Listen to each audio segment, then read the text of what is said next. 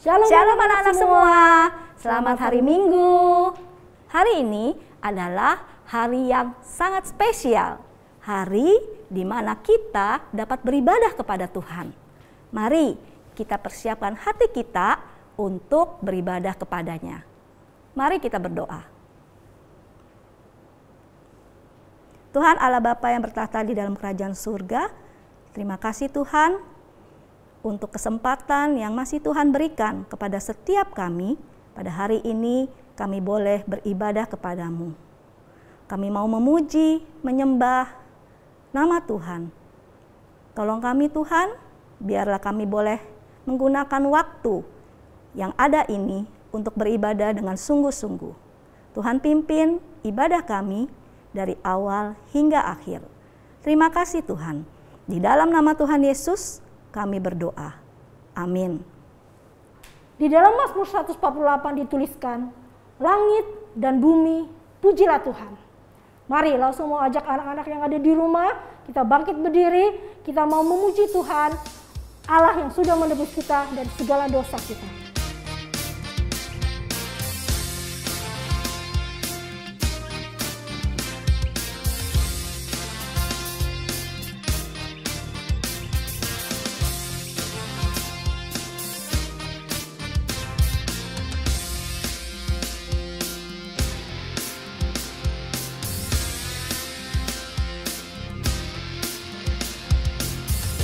Dan bumi, pujilah Tuhan, sebab Dia ciptakan semuanya.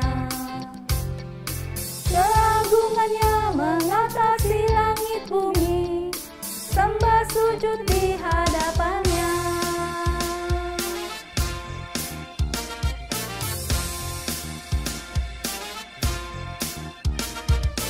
Langit dan bumi, pujilah Tuhan, sebab Dia ciptakan semuanya. Keagungannya mengatasi langit bumi, sembah sujud di hadapannya.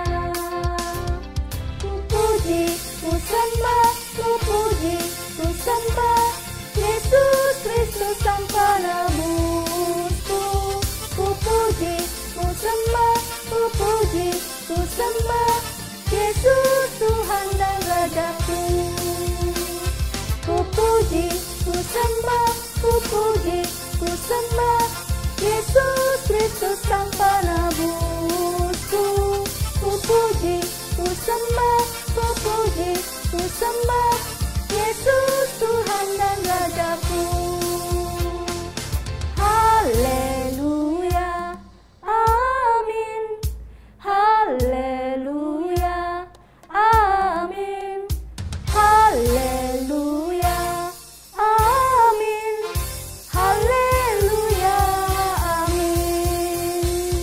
Ku puji, ku sembah, ku puji, ku sembah Yesus Kristus Sang Penebusku.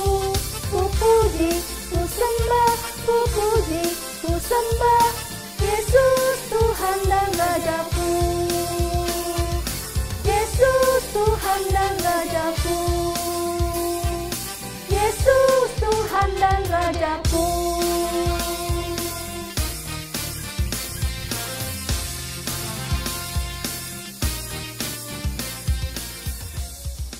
Karya terbesar dalam hidup kita adalah pengorbanan Tuhan Yesus untuk menyelamatkan kita. Tuhan yang mau mati bagi kita adalah harta yang tidak ternilai yang bisa kita miliki.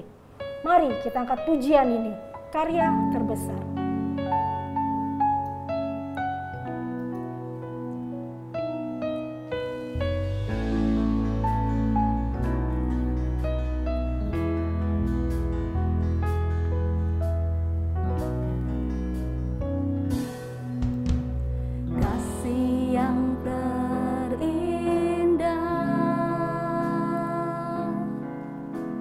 Hati yang mulia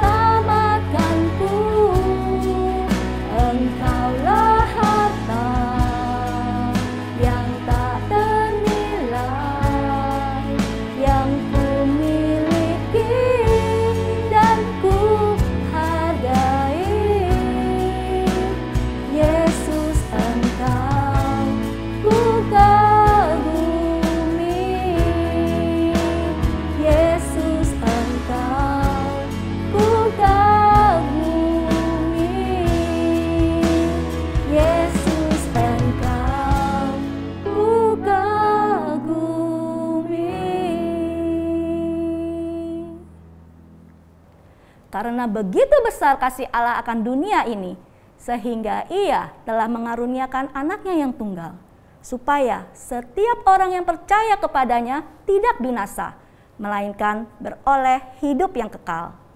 Mari anak-anak, kita akan persiapkan diri kita untuk belajar firman Tuhan.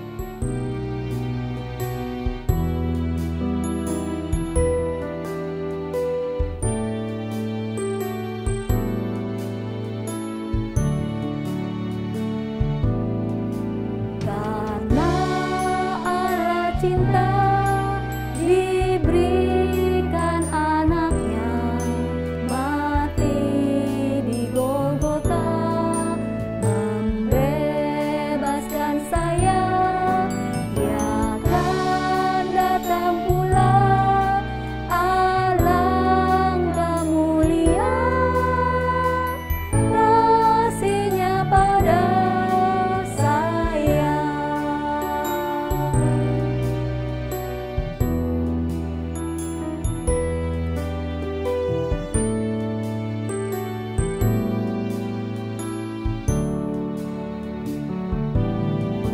Karena Allah cinta, diberikan anaknya mati di Golgota, membebaskan saya.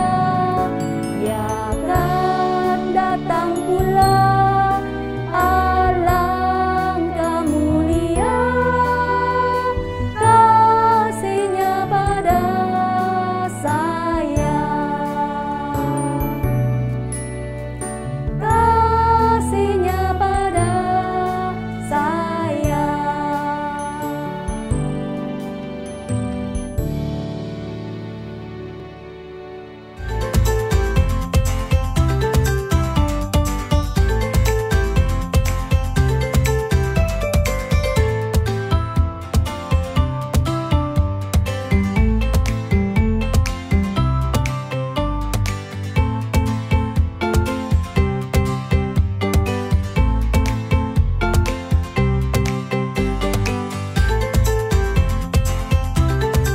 Shalom anak-anak.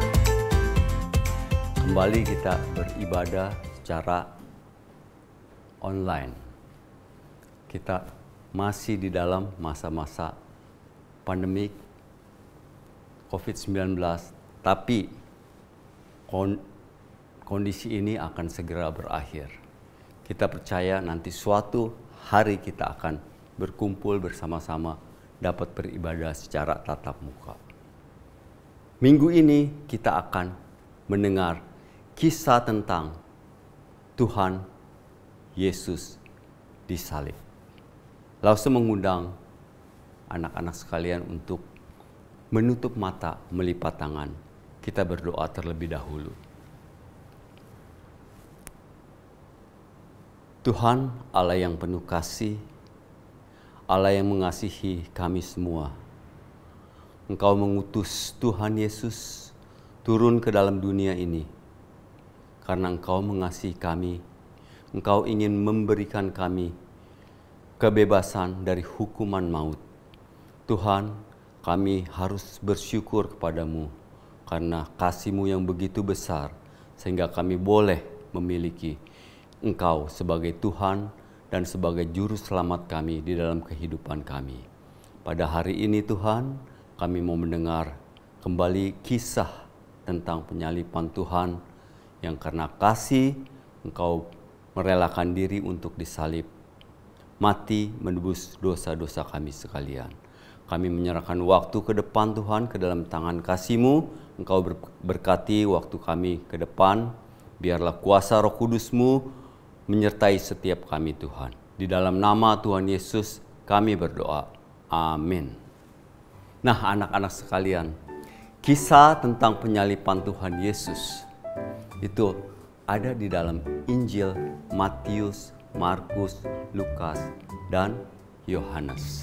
Ya, kita akan membaca dari Lukas pasal 23 ayat 26 sampai 43. Yesus dibawa untuk disalibkan.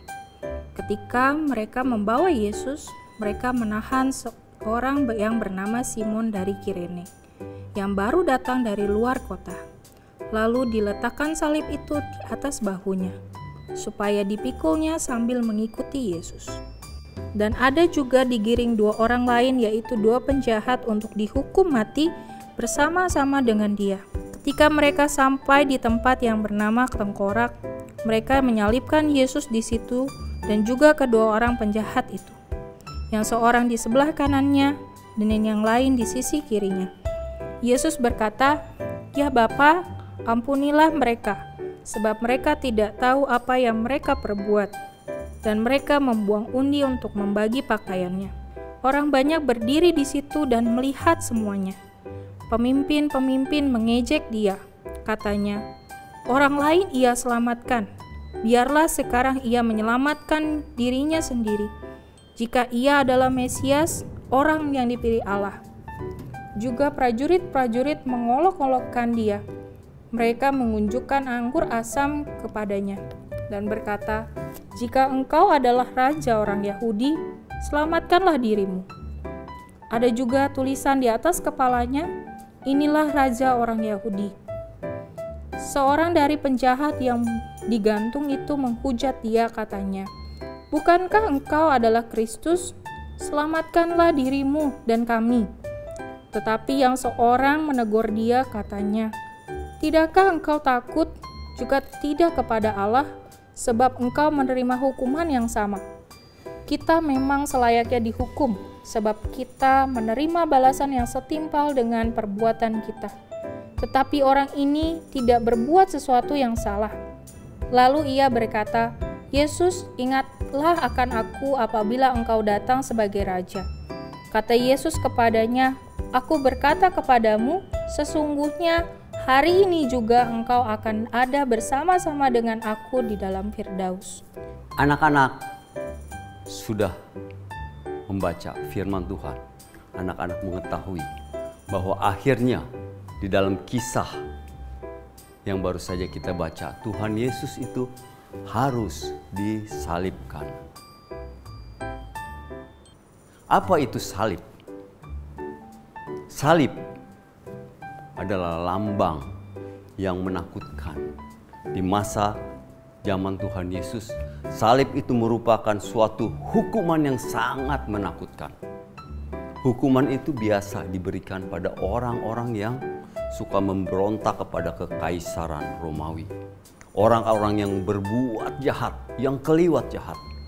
Ya, membunuh, ya, merampok, pokoknya perbuatan yang tidak baik. Orang-orang seperti itu, penjahat-penjahat itu layak untuk menerima hukuman disalib. Namun, bagaimana dengan Tuhan Yesus? Apakah Tuhan Yesus layak disalib? Jawabannya tidak. Apakah Tuhan Yesus berbuat jahat? Jelas jawabannya tidak.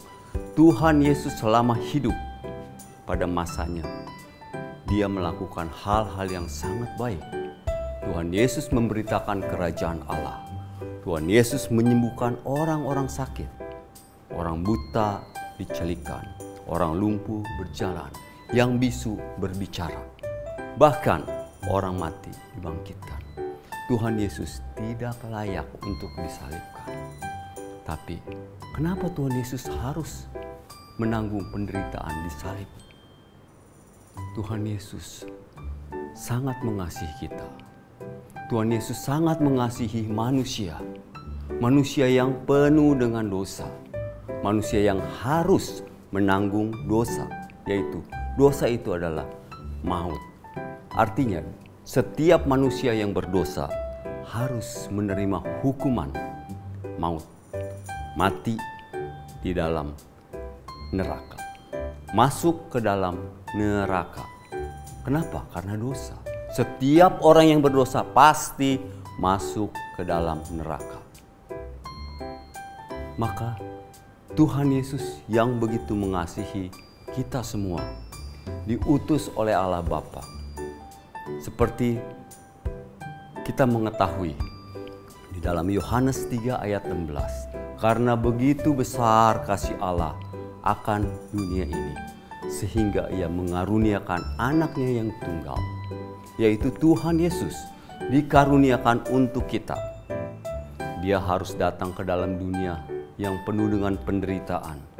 Dia harus menderita pada saat diadili, dipukul, dicambuk, bahkan mendapat ketidakadilan di dalam pengadilan. Tuhan Yesus dinyatakan tidak ada kesalahan. Tetapi ternyata Tuhan Yesus tetap disalibkan. Kalau kita nggak salah, harus dihukum, pasti kita marah, pasti kita ngelawan.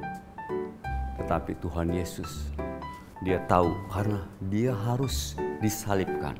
Dia rela disalibkan. Kenapa? Karena Tuhan Yesus ingin menebus dosa-dosa kita. Seharusnya Lause dan anak-anak sekalian dan seluruh orang di dunia ini yang disalibkan, yang menderita karena dosa-dosa kita. Kita layak menerima hukuman maut itu.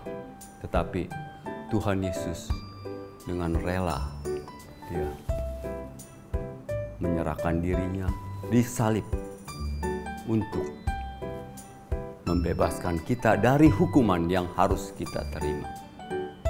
Nah, anak-anak sekalian, Lause percaya anak-anak meyakini dan anak-anak sudah sadar bahwa dosa kalian, dosa Lause, dan dosa setiap orang sudah ditebus oleh Tuhan Yesus di atas kayu salib.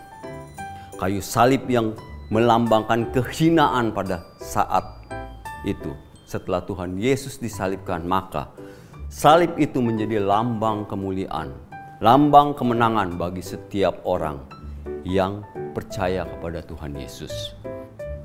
Anak-anak sekalian harus mempunyai hati yang bersyukur kepada Tuhan, harus mempunyai hati yang mau mengasihi Tuhan, harus punya hati yang benar-benar taat kepada Tuhan. Yang paling utama yaitu anak-anak harus sungguh-sungguh percaya kepada Tuhan Yesus, karena Dia adalah satu-satunya Tuhan yang rela menderita buat kita semua. Nggak ada seorang pun di dunia ini yang mau mati untuk kita, disalib matinya. Hanya Tuhan Yesus. Ya, Lause percaya anak-anak pasti mempunyai hati yang begitu bersyukur kepada Tuhan dan mau hidup setia selama-lamanya mengikut Tuhan Yesus. Oke, anak-anak, Lause ingin anak-anak bersama-sama Lause menghafalkan firman Tuhan yang diambil dari 1 Yohanes 4 ayat 10. Inilah kasih itu. Bukan kita yang telah mengasihi Allah, tetapi Allah yang telah mengasihi kita dan yang sudah mengutus anaknya sebagai pendamaian bagi dosa-dosa kita. Ya, Lause percaya anak-anak bisa menghafalkan firman Tuhan ini. Oke, kita baca firman Tuhan sekali lagi. 1 Yohanes 4 ayat 10. Inilah kasih itu. Bukan kita yang telah mengasihi Allah, tetapi Allah yang telah mengasihi kita dan yang telah mengutus anaknya sebagai perdamaian bagi dosa-dosa kita. Oke, kita akan mengakhiri ibadah hari ini. Lause mengundang anak-anak kembali berdoa. Mari kita berdoa. Tuhan Allah yang bertata di dalam kerajaan surga, kami mengucap syukur dan terima kasih atas kasih-Mu yang begitu besar. Kami boleh menerima pengampunan dosa, kami boleh mendapat perdamaian atas dosa-dosa kami, sehingga kami boleh memperoleh hidup yang kekal pada saat kami percaya kepada Tuhan Yesus. Tuhan, Biarlah kepercayaan kami ini Tuhan Kau pelihara sepanjang umur hidup kami. Biarlah kami boleh terus mengikut Tuhan Yesus. Tidak ada yang dapat memisahkan kami dari apapun juga. Biarlah Tuhan, kasih-Mu terus ada di dalam hidup kami sehingga kami boleh hidup memuliakan nama-Mu. Terima kasih Tuhan, di dalam nama Tuhan Yesus Juru Selamat kami telah berdoa. Amin. Oke, anak-anak, ibadah hari ini sudah selesai. Lalu saya percaya anak-anak mempunyai hati yang mau berterima kasih, bersyukur kepada Tuhan, dan hidup untuk memuliakan Tuhan. Sampai jumpa di ibadah yang akan datang. Tuhan Yesus memberkati.